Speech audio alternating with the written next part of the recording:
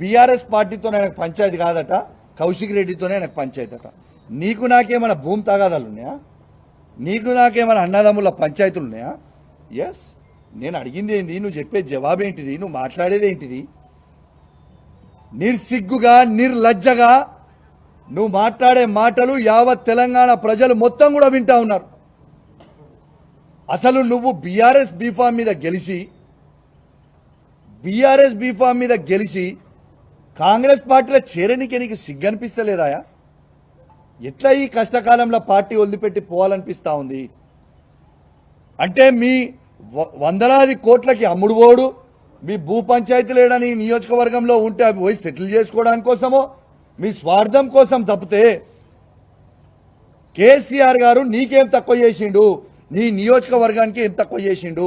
ఈ నియోజకవర్గాన్ని మొత్తం భారతదేశమే తిరిగి చూసే విధంగా అభివృద్ధి చేసిండు కదా కేసీఆర్ గారు. ఇలా ఖచ్చితంగా సరే, నువ్వు ఇంత పెద్ద పెద్ద మాటలు మాట్లాడుతున్నావు కదా, ప్రజాస్వామ్యంలో తన్నుకునుడు గుద్దుకునుడు పెద్ద ఇష్యూ కాదు. నిజంగా తన్నుకుందామంటే రా, నువ్వు ఒక్కనివి రా, నేను ఒక్కని వస్తా, ఇద్దరం తన్నుకుందాం, ఆడ తీసుకుందాం, ఎవరికి బలవంతులో చూసుకుందాం, అదే ప్రాబ్లం ఏం లేదు. కానీ ప్రజాస్వామ్యంలో అది ఒప్పుకోరు కదా.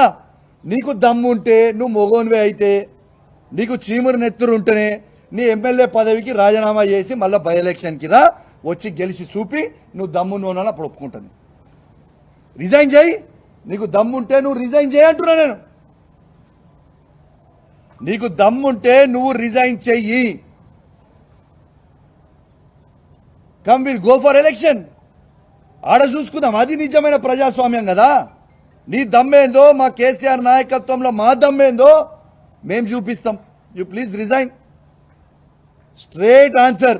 నువ్వేదో తిట్టి డైవర్ట్ చేసి ఈ టాపిక్ ఏదో చేద్దామన్నా, ఐ వాంట్ స్ట్రేట్ ఆన్సర్.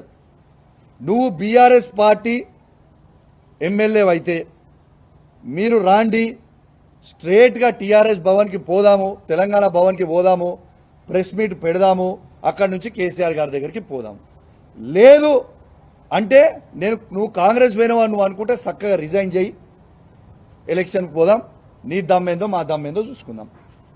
రేపు మాత్రం ఖచ్చితంగా ఇవాళ పోలీస్ నిర్బంధంలో నన్ను ఆపినో, నన్నే కాదు మీడియా వాళ్ళని కూడా లోపల రానియలే, చాలాసేపు మీడియా వాళ్ళని కూడా లోపల రానియలే మీరు.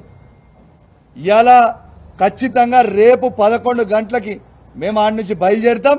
ఖచ్చితంగా మీకు చెప్తా ఉన్నాం, గాంధీ గారి ఇంటికి పోతాం. గొడవకు కాదు మేము పోయేది. ఆయన మా బీఆర్ఎస్ పార్టీ ఎమ్మెల్యే అంటుండు కాబట్టి మా షేర్లింగంపల్లి కాన్స్టిట్యున్సీలో ఉన్న బీఆర్ఎస్ కార్యకర్తలు, మా ఉమ్మడి రంగారెడ్డి జిల్లాలో ఉన్న బీఆర్ఎస్ కార్యకర్తలు, జిహెచ్ఎంసీలో ఉన్న బీఆర్ఎస్ కార్యకర్తలు అందరం కూడా ఆడ మీటింగ్ పెట్టుకోవడానికి పోతున్నాం. ఆయనకు స్వాగతం పలికి తెలంగాణ భవన్కి తీసుకొచ్చి మళ్ళా కేసీఆర్ గారి దగ్గరికి తీసుకుపోతామని చెప్పి సందర్భంగా తెలియజేస్తా ఉన్నాను. నువ్వు మాట్లాడిన మాటలకి నేను నీకంటే రెట్టింపు మాట్లాడగలుగుతా, కానీ నీ విజ్ఞతకే ఇచ్చిపెట్టిన నీ యావత్ షేర్లింగంపల్లి ప్రజలందరూ కూడా చూసిర్రు. మైనంపల్లి హనుమంతరావు కూడా అల్వాల్లో మీటింగ్ పెట్టినప్పుడు ఇదే విధంగా కేటీఆర్ గారిని నోటికొచ్చినట్టు దూషించిండు. 50,000 మెజారిటీతో ఓడిపోయిండు. నెక్స్ట్ నీది కూడా గదే గతి పడుతుందని చెప్పి సందర్భంగా తెలియజేస్తూ సెలవు తీసుకుంటా ఉన్నాను. జై తెలంగాణ, జై కేసీఆర్.